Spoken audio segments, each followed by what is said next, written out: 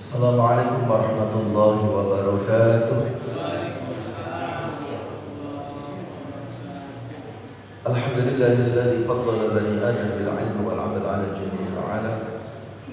Wassalatu wassalamu ala Muhammadin sayyidil 'arabi wal 'ajam wa 'ala alihi wa sahbihi ya nabiyil 'ulumi wal hikam, amma ba'd.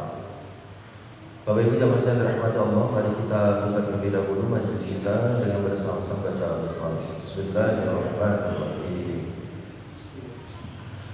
Malam hari ini kita akan kembali melanjutkan kajian tafsir Ibnu Katsir dan kita masih membahas surah Al-Fatihah. Pertemuan yang lalu kita baru dapat satu ayat, yaitu Bismillahirrahmanirrahim. Kemudian setengah dari ayat yang kedua, Alhamdulillahirabbil alamin, baru kita bahas alhamdulillah. Biar utuh dan untuk mengingatkan kembali, kita awali dari alhamdulillahirabbil alamin kembali. Alhamdulillahirabbil alamin. Segala puji bagi Allah, Tuhan semesta alam. Ibnu Jarir mengatakan, alhamdulillah ini merupakan pujian Allah bagi dirinya, ya.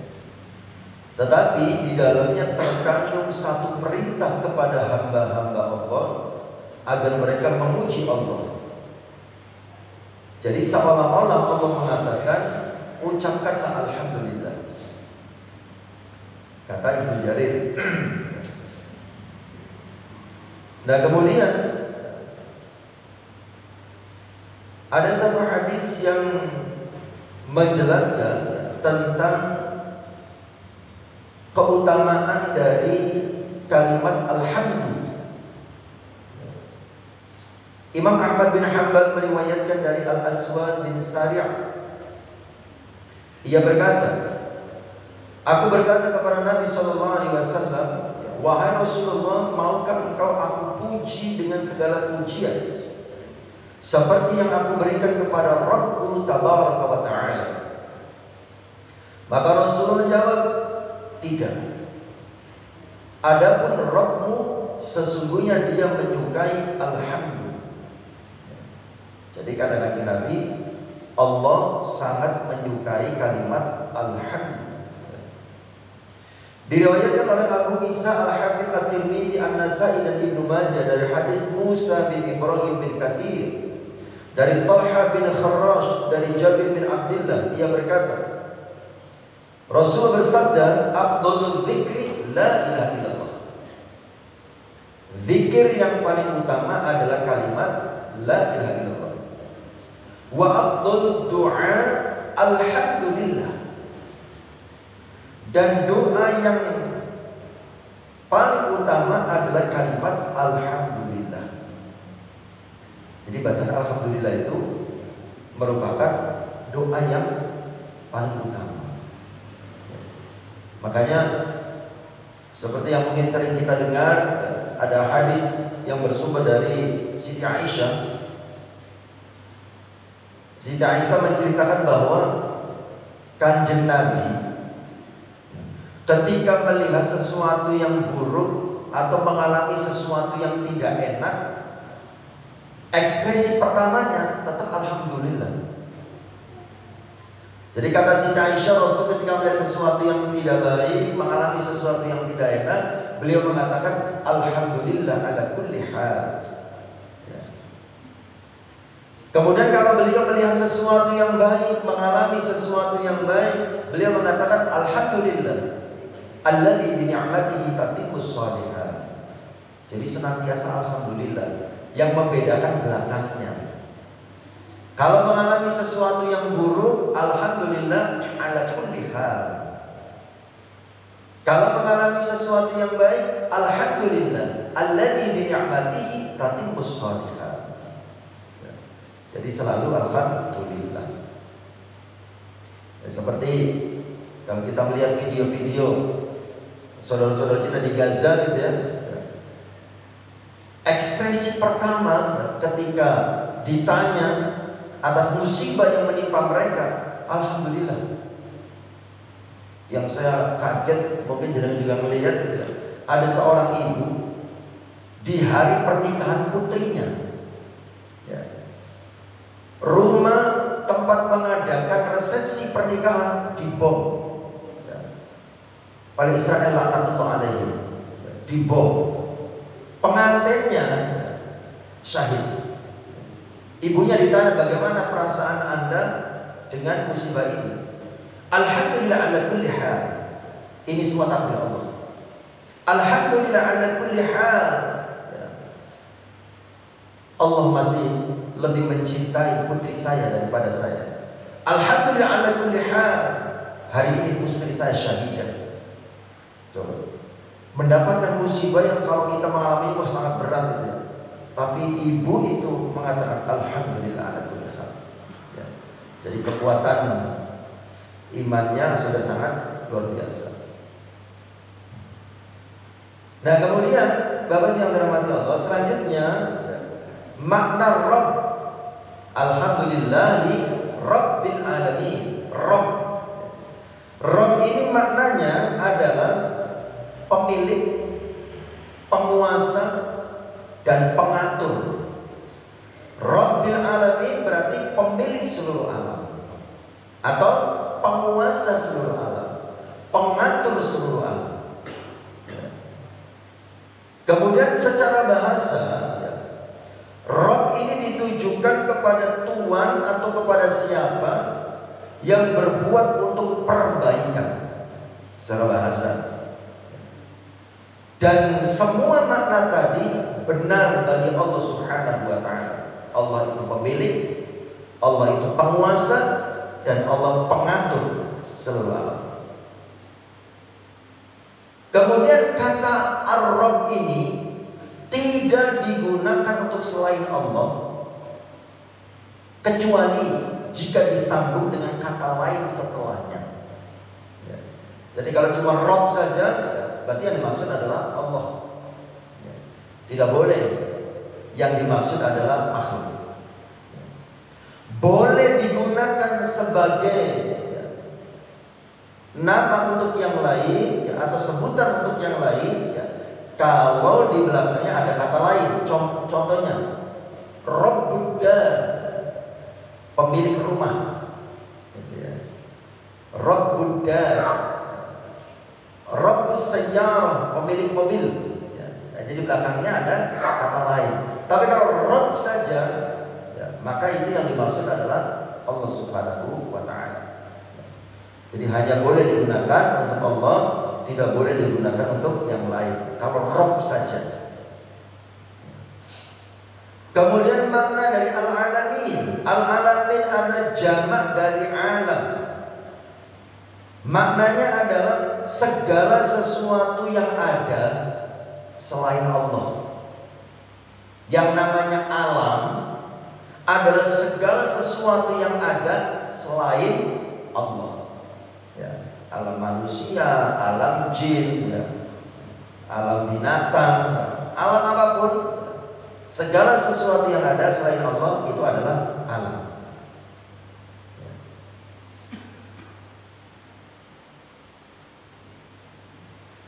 Kemudian ya,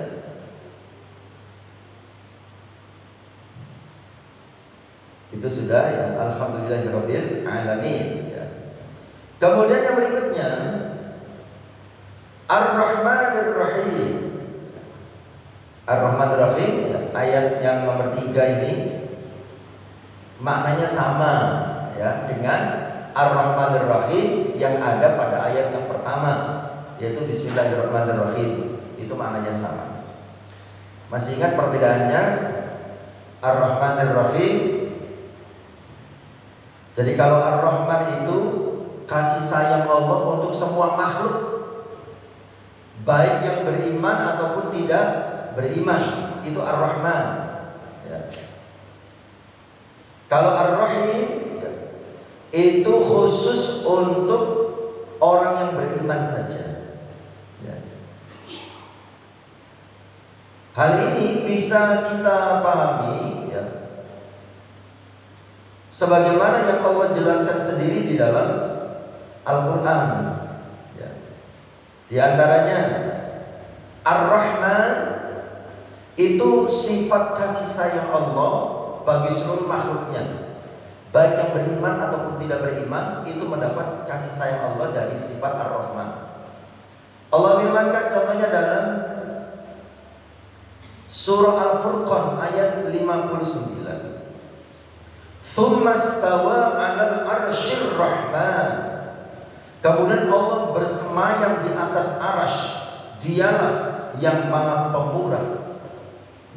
Allah bersemayam di atas arasy itu dalam rangka untuk mengurusi seluruh makhluknya. Pakainya kalimat Ar-Rahman. Tapi kalau Ar-Rahim itu khusus, kasih sayang Allah hanya untuk orang yang beriman. Seperti Allah firmankan dalam surah Al-Ahzab ayat 43. Wa kana bil mu'minina rahima. Nah itu. Wa kana bil mu'minin, dan dialah Allah terhadap orang-orang yang beriman rahima, dia Maha Penyayang. Itu perbedaan Ar-Rahman dengan Ar-Rahim yang pertama.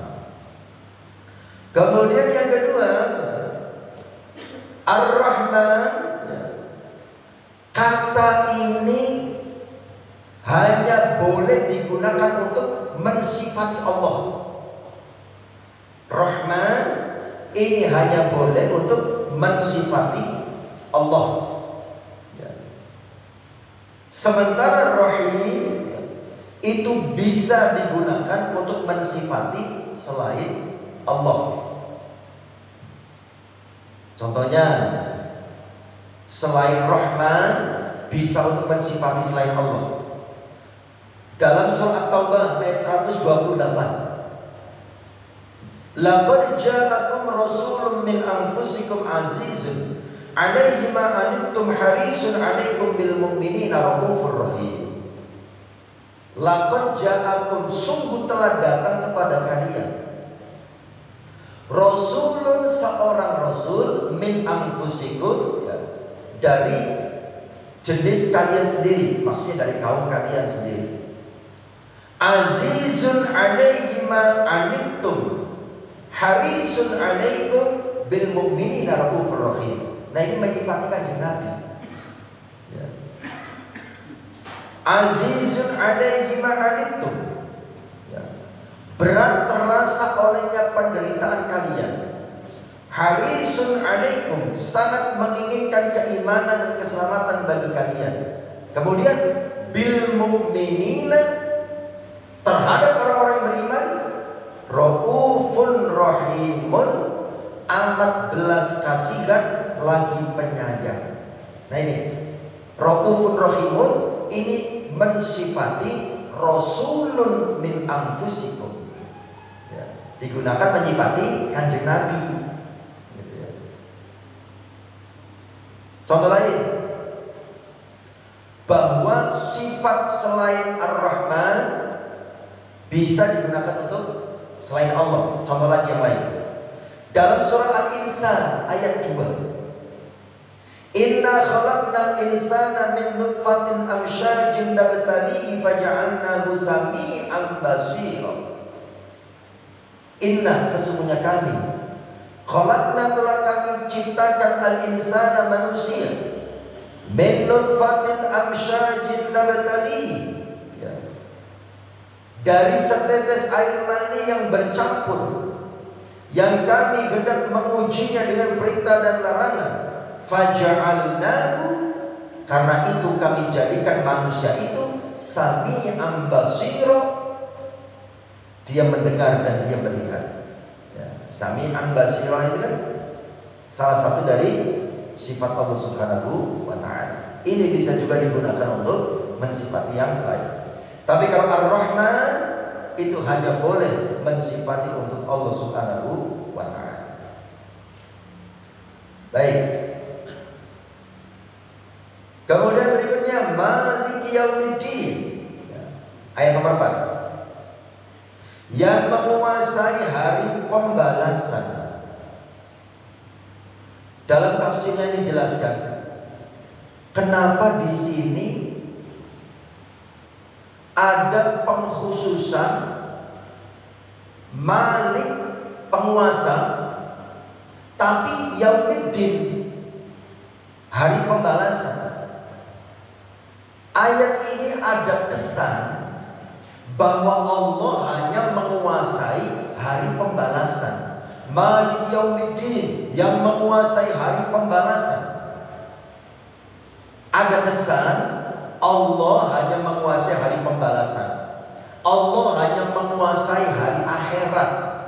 Ada kesan begitu. Makanya dijelaskan dalam tafsirnya. Pengkhususan kekuasaan Allah pada hari pembalasan, seperti yang ada dalam ayat ini, Malik Yaumiddin, tidaklah meniadakan kekuasaan Allah atas kerajaan lainnya. Maksudnya kerajaan di bumi, kerajaan di dunia. Karena telah disampaikan dalam ayat sebelumnya bahwa Allah itu Rabbil Alamin, yang menguasai seluruh alam. Berarti kan maksudnya baik alam akhirat ataupun alam dunia. Dengan Alhamdulillahi Rabbil Alamin, ini menjelaskan bahwa Allah itu menguasai tidak hanya hari pembalasan, tidak hanya akhirat, tetapi juga menguasai dunia. Lalu kenapa di sini kok ada kesan pembatasan Malik Yaumiddin, yang menguasai, yang memiliki hari pembalasan? Kenapa kok ada kalimat ini? Akhirnya memunculkan kesan Allah hanya menguasai hari pembalasan. Penjelasannya adalah karena pada hari itu, hari pembalasan itu, hari kiamat itu, tidak ada seorang pun yang dapat mengaku-ngaku sesuatu dan tidak juga dapat berbicara kecuali dengan izin Allah Subhanahu wa Ta'ala. Kalau masih di alam dunia seperti kita ini, kita kan masih bisa ngaku-ngaku memiliki sesuatu. Saya ini seumpama gitu ya, saya ini lurah, saya ini yang menguasai daerah ini, saya yang menguasai gedung ini milik saya menguasai semua ini. Di dunia masih ada peluang seseorang mengakui memiliki sesuatu. Ini mobil siapa? Itu milik saya. Itu rumah siapa? Itu punya saya. Di dunia orang masih bisa berpeluang ngaku-ngaku memiliki sesuatu.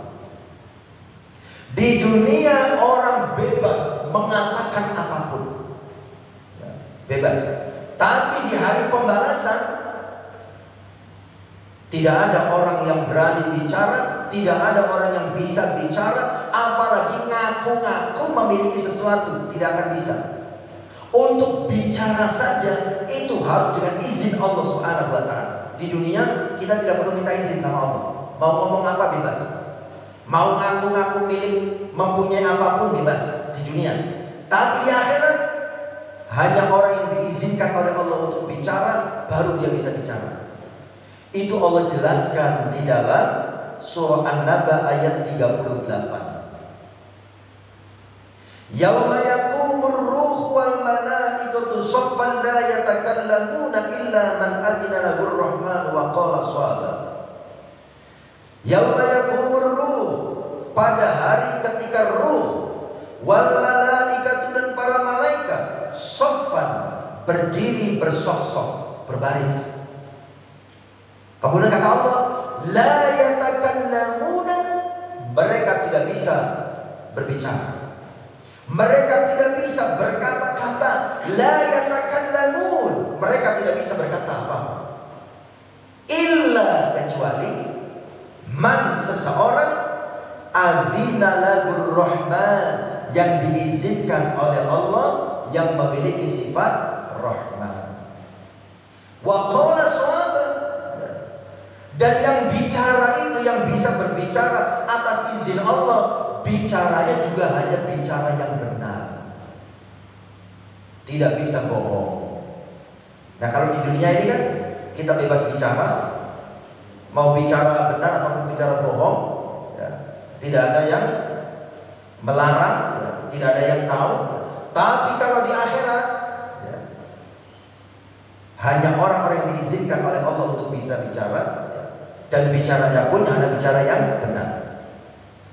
Bahkan ada orang yang di akhirat itu tidak diizinkan bicara, yang mulutnya tidak diizinkan bicara, yang bicara tangannya, yang bicara kakinya, ya.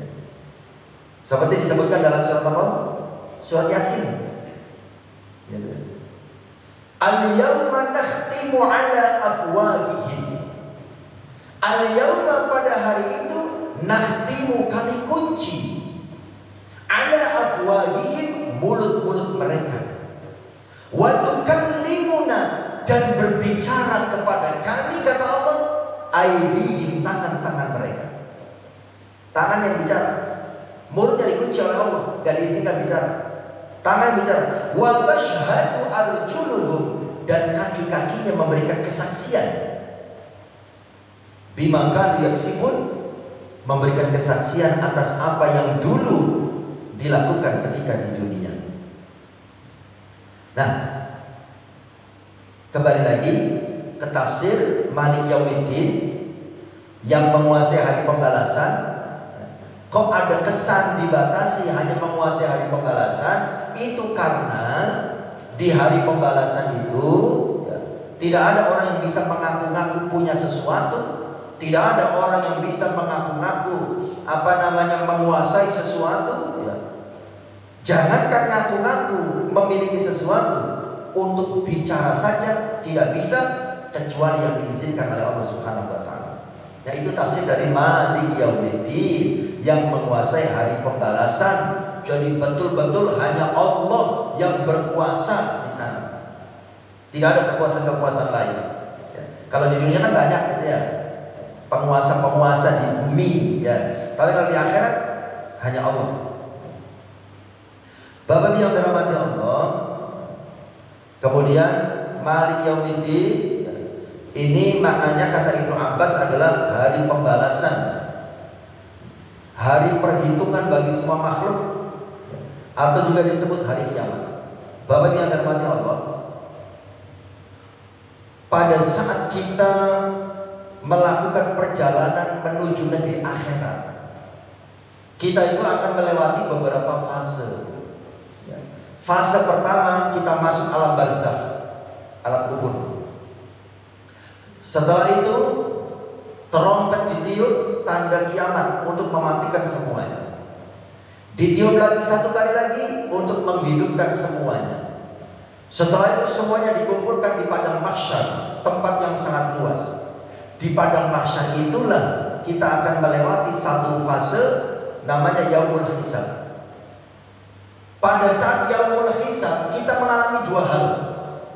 Pertama, diinterogasi, ditanya-tanya, dan yang bertanya itu langsung Allah Subhanahu wa taala. Ya. Tidak lagi malaikat, tapi Allah yang langsung bertanya, ya, menginterogasi kita.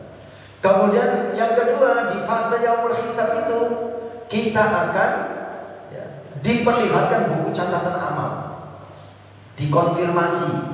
Ini buku catatan amalmu, benar ini amalmu, benar ini dosamu.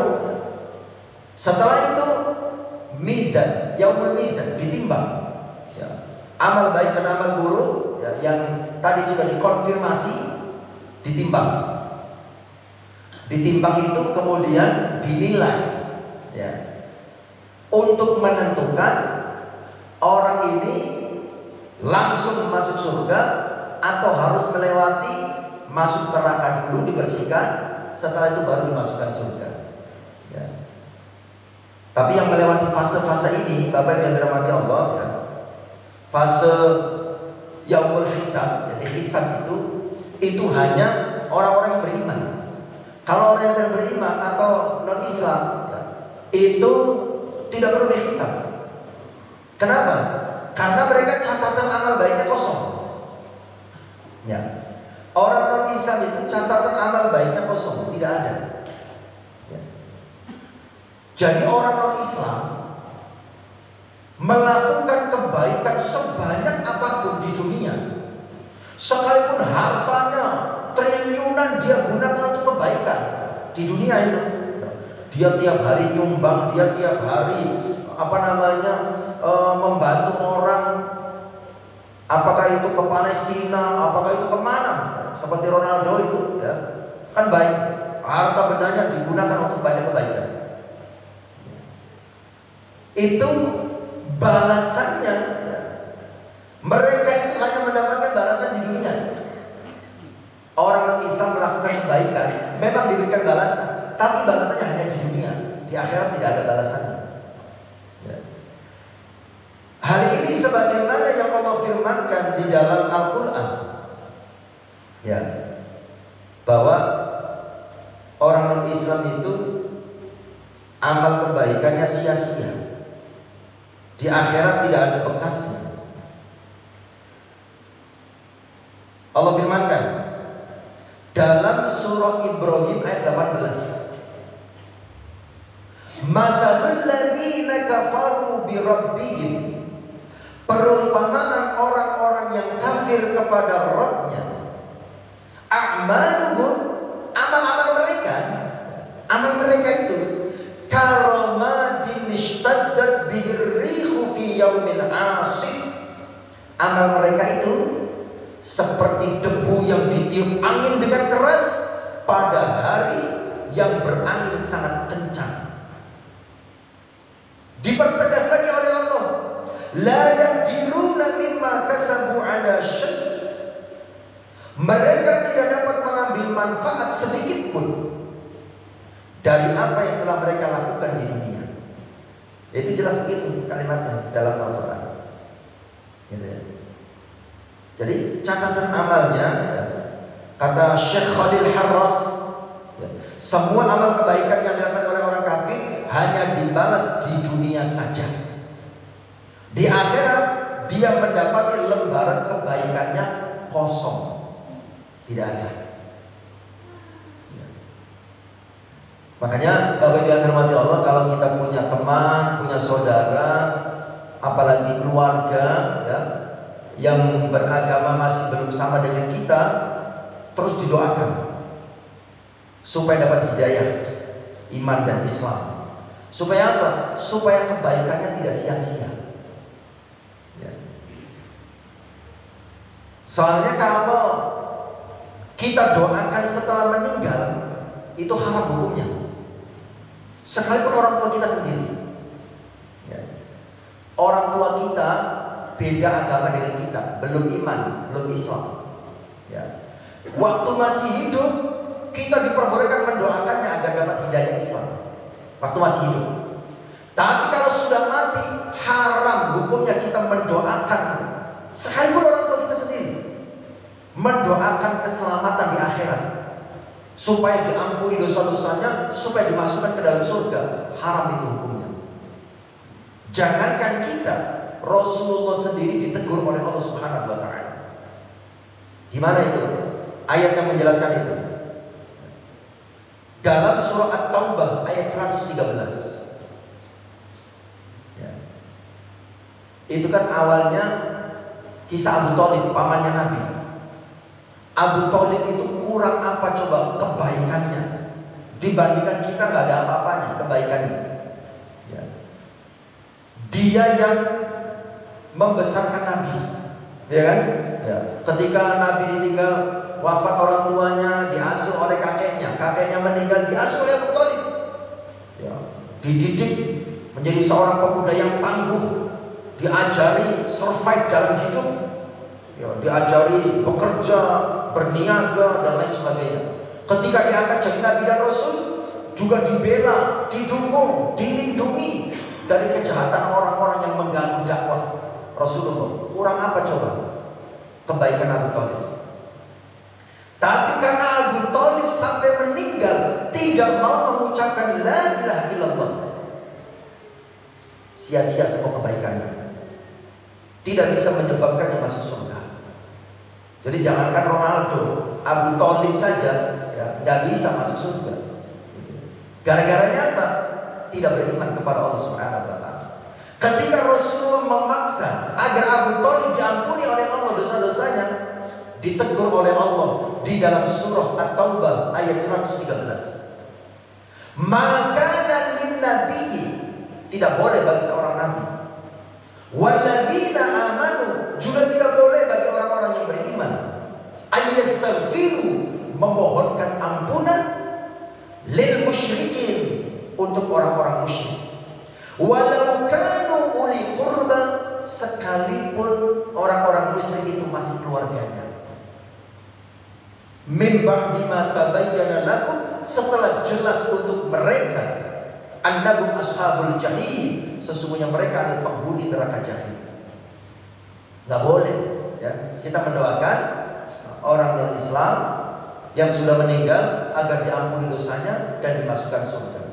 Gak boleh ya. Kenapa? Karena sudah jelas bahwa mereka itu penghuni neraka jahim. Kenapa kok langsung disimpulkan menjadi penghuni neraka? Karena sampai meninggal melakukan dosa yang paling besar yang tidak diampuni. Apa itu? Syirik. Kan tidak menyembah Allah ya. Tidak menyembah Allah Subhanahu wa taala, itu dosa yang paling besar.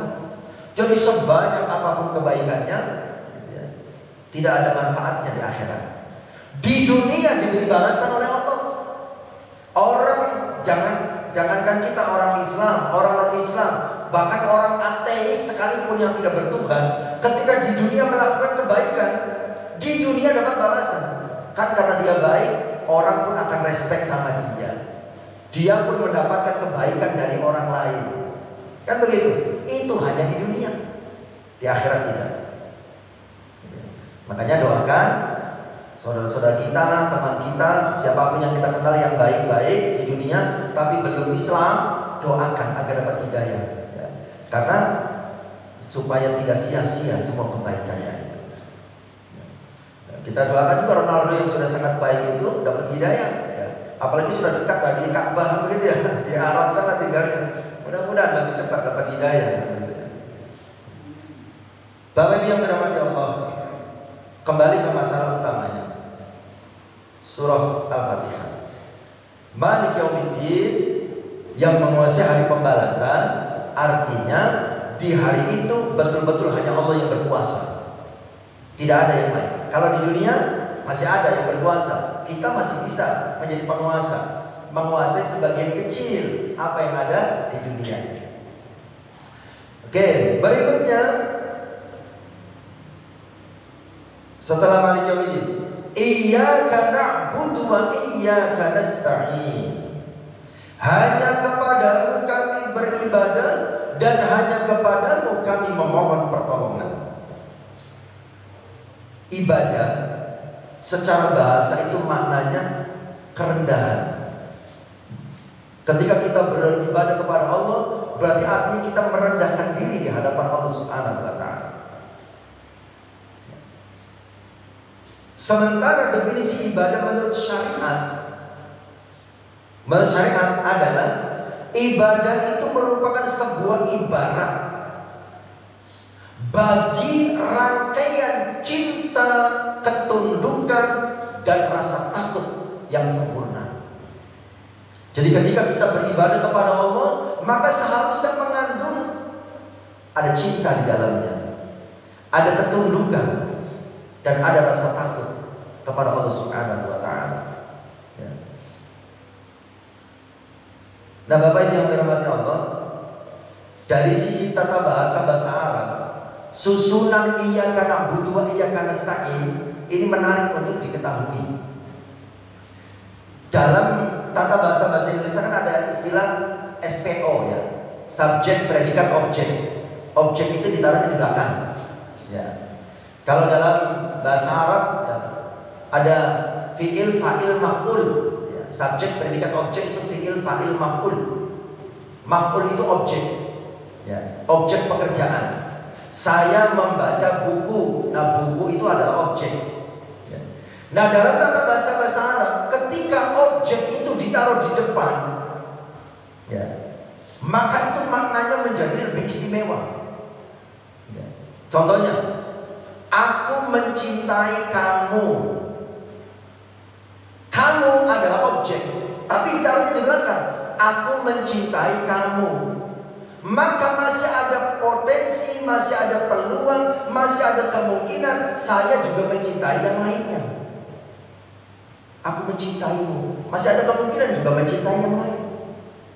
Tapi kalau objeknya ditaruh di depan, kamu yang aku cintai, berarti satu-satunya.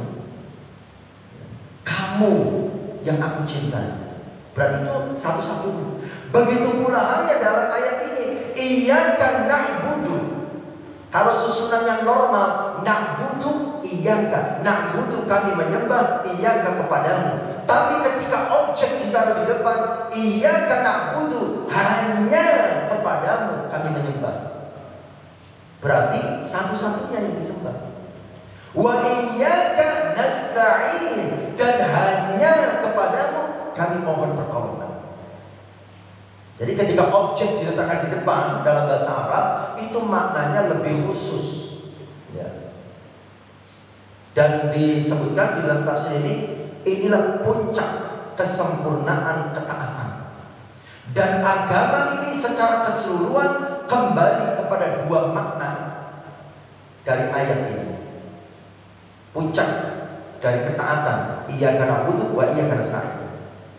Hanya Allah yang kita sembah, dan hanya kepada Allah kita mohon pertolongan. Ini puncak dari ketaatan kita. Sebagaimana dikatakan oleh ulama salaf bahwa surat Al-Fatihah itu adalah rahasianya Al-Quran. Rahasianya Al-Quran itu ada dalam surat Al-Fatihah. Dan rahasia Al-Fatihah itu terletak di dalam ayat ini. Iyyaka na'budu wa iyyaka nasta'in. Kenapa? Coba perhatikan. Penggalan pertama yaitu iyyaka na'budu, ya, hanya kepadamu kami menyembah. Ini merupakan pernyataan berlepas diri dari kesyirikan. Berlepas diri dari kesyirikan. Iyyaka, hanya kepadamu na'budu kami menyembah. Berarti tidak menyembah apapun selain Allah Subhanahu wa ta'ala. Ini puncak dari ketaatan para Allah Subhanahu wa ta'ala. Nah, kemudian penggalian kedua, wa iyyaka nasta'in. Penggalian kedua, hanya kepadamu kami mohon pertolongan. Ini merupakan sikap berlepas diri dari segala upaya dan kekuatan, serta hanya berserah diri kepada Allah Subhanahu wa ta'ala. Wa iyyaka nasta'in, hanya kepadamu kami mohon pertolongan. Berarti ya, hanya bergantung kepada Allah. Dia tidak bergantung kepada dirinya, tidak bergantung kepada yang lain, hanya kepada Allah Subhanahu wa ta'ala. Ini adalah puncak ketaatan kita kepada Allah Subhanahu wa ta'ala. Bapak yang dirahmati Allah, kemudian dijelaskan di dalam tafsir Ibnu Katsir ini bahwa kalimat iyyaka na'budu wa iyyaka nasta'in ini mengajarkan kepada kita pada saat kita berdoa, hendaknya kita itu tidak egois. Jadi ada istilah, salah satu cara agar doa kita itu dikabulkan, lebih cepat dikabulkan, itu dengan cara meluaskan niat, meluaskan alasan, ya. Contoh, jadi yang namanya niat itu ada niat sempit, niat standar, niat luas. Niat sempit ketika kita meminta sesuatu kepada Allah yang manfaatnya hanya untuk diri kita sendiri, itu niat sempit. Contoh, ya Allah, lancarkan rezekiku. Untuk apa? Ya supaya saya bisa hidup normal kayak orang-orang. Lancarkan rezeki saya ya Allah, supaya saya bisa hidup normal seperti orang lain. Itu namanya niat yang sempit. Berdoa memohon kepada Allah, tapi manfaatnya hanya untuk dirinya sendiri. Di atasnya niat sempit, niat standar. Ya Allah, lancarkan rezekiku, supaya saya bisa menafkahi anak istriku dengan sebaik-baiknya. Itu niat standar. Kalau niat yang luas, ya Allah, lancarkan rezekiku supaya saya bisa menafkahi anak istriku, juga saya bisa nyumbang ke Palestina dengan rutin, saya bisa menyantuni anak yatim, saya bisa membantu fakir miskin, saya bisa ngasih orang tua rutin setiap bulan, saya bisa ngasih rutin mertua setiap bulan. Nah, itu namanya meluaskannya. Makanya salah satu cara agar doa kita cepat dikabulkan, luaskan niat. Contoh, kita punya utang 50 juta. Kalau kita berdoa, ya Allah berikan saya rezeki supaya saya bisa melunasi utang-utang saya, itu niat yang sempit. Coba diluaskan niatnya. Ya Allah berikan saya uang 10 kali lipat dari utang saya, supaya saya tidak hanya bisa melunasi utang saya juga bisa melunasi utang orang tua, utang mertua, utang saudara, bahkan utang teman-teman pengajian di Masjid As-Sakinah. Kira-kira ada nggak orang berdoa begitu? Nah, kadang-kadang kita itu masih berdoa saja sudah pelit. Doa hanya untuk diri sendiri, itu masih doa itu, masih udah pelit gitu. Makanya lama dikabulkannya. Coba berdoa itu diluaskan niatnya. Allah mengajarkan kita begitu. Kita dalam sholat membaca Al-Fatihah, padahal kan untuk diri kita sendiri. Ya. Ihdinas siratal mustaqim. Ya, itu dalam ayat selanjutnya. Ihdinas siratal mustaqim. Tunjukilah kami ke jalan yang lurus, padahal kan untuk diri sendiri. Nah, Al-Fatihah ini mengajarkan kepada kita untuk meluaskan niat saat berdoa. Ya. Dan itu bisa menyebabkan doa kita cepat dikabulkan oleh Allah Subhanahu wa Ta'ala. Ya, jadi kalau berdoa diluaskan. Ya Allah berikan saya mobil. Semua yang pengen mobil, ya Allah berikan saya mobil. Sampaikan alasannya apa? Supaya nanti saya bisa ngajak jalan-jalan anak-anak yatim. Supaya nanti kalau ada tetangga membutuhkan mobil, saya bisa meminjamkannya. Supaya nanti luaskan niat. Nah, gitu ya. Karena di dalam ayat ini, ya, ayat selanjutnya, ihdinas siratal mustaqim, Allah mengajar kita hal itu. Ihdina, tunjukilah kami as-siratal mustaqim, jalan yang lurus. Pakainya kami, ya, bukan ihdini, ya, tapi ihdina. Makanya kalau ada doa bersama, ya, entah doa setelah sholat atau doa setelah acara, kalau yang memimpin doa itu pakainya domir mutakalim wahid, kata gantinya kata ganti tunggal, gak usah diamini. Kenapa? Karena dia berdoa hanya untuk diri sendiri. Contohnya, kalau dia berdoa, Rabbighfirli wa liwalidayya warhamhuma kama rabbayani shaghira. Rabbighfirli, padahal doanya diamini banyak orang. Gak usah diamini kalau pakainya Rabbighfirli. Kenapa? Karena dia berdoa hanya untuk dirinya sendiri. Seharusnya Rabbana ighfir lana dzunubana, ampuni dosa-dosa kami, bukan dosa-dosaku. Ya. Makanya yang baca doa itu harus paham bahasa Arab, ya, supaya dia tidak salah dalam berdoa. Nanti bisa jadi doa hanya untuk dirinya sendiri. Ya. Oke. Jadi dalam berdoa kita usahakan jangan hanya untuk diri kita sendiri, tapi libatkan orang lain. Kita punya keinginan, alasannya diperluas. Mohon maaf, saya kuliah di Libya di Jakarta, itu 3 kali daftar baru lulus. 98 saya gagal tes lisan, 99 lebih gagal lagi di awal tes tulis. Tahun 2000 baru diterima. Setelah apa? Setelah saya berdoa dengan meluaskan niat. Ya Allah, saya sadar kemampuan saya tidak bisa masuk kampus itu, tapi saya meyakini siapa yang diterima, siapa yang ditolak, Engkau yang menentukan. Tolong berikan saya kesempatan untuk membahagiakan kedua orang tua saya. Niatnya untuk membahagiakan orang tua, bukan lagi untuk saya. Setelah itu saya baru diterima di kampus itu. Tes tulis lolos, tes lisan lolos. Ya, luaskan niat pada saat kita berdoa kepada Allah Subhanahu wa Ta'ala. Jangan egois dalam doa. Jangan hanya untuk diri kita sendiri. Baik, Bapak yang dirahmati Allah, ini saja dulu, baru sampai ihdinas siratal mustaqim. Ya. Nanti ihdinas siratal mustaqim kita ulang lagi, kita perdalam lagi pada pertemuan yang akan datang. Ini saja yang saya sampaikan, mudah-mudahan ada manfaatnya. Kurang lebihnya saya mohon maaf. Kita akhiri dengan hamdalah dan kafaratul majlis. Oh, tanya. Berapa dulu? Dalam kehidupan sehari-hari itu saya seringkali minta pertolongan kepada selain Allah. Ya. Misalkan sama kantor, belum kabel pembeli ini apa bertentangan dengan wa iya nasta'in atau bukan? Baik. Itu dijelaskan di dalam hadis Arba'in Nawawi nomor 19 ketika Rasul memberikan nasihat kepada sahabat Ibnu Abbas. Ketika beliau mengatakan idza sa'alta fas'alillah wa idza sta'anta fasta'in billah. Jadi kebutuhan manusia itu secara garis besar terbagi dua.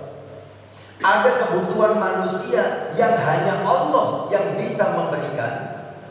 Seperti apa?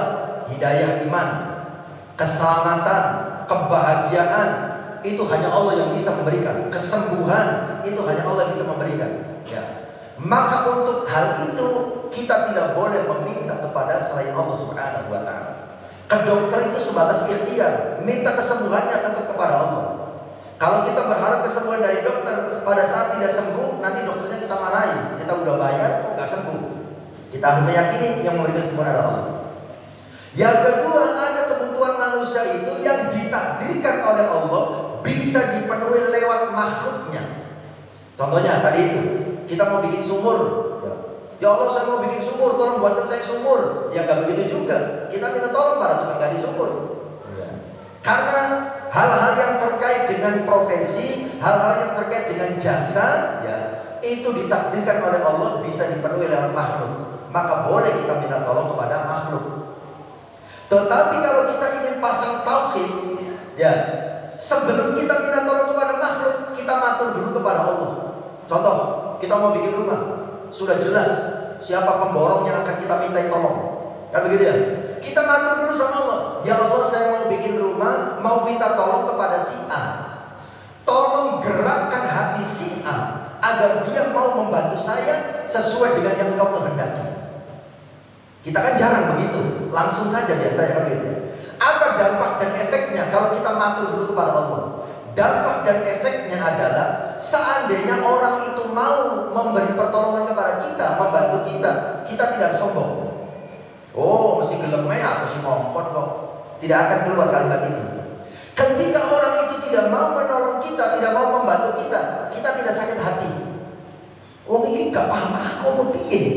Tak minta tolong gak gelem. Nah, gitu ya. Kita tidak akan emosi. Jadi intinya kebutuhan manusia itu ada yang ditakdirkan oleh Allah lewat makhluk terkait dengan jasa itu. Ya. Maka kita boleh minta tolong kepada makhluk, ya. Tetapi akan lebih baik kita matur dulu kepada Allah sebelum minta tolong kepadanya. Supaya saat orang itu tidak mau, kita tidak sakit hati. Saat orang itu mau, kita tetap tidak sombong. Oke, kata ya. Baik, Bapak Ibu dirahmati Allah, ini saja dulu ya. Kita akhiri dengan hamdalah dan kafaratul majlis. Alhamdulillahirabbil alamin. Subhanakallahumma wa bihamdik, asyhadu an la ilaha illa anta, astaghfiruka wa atubu ilaik. Wassalamualaikum warahmatullahi wabarakatuh.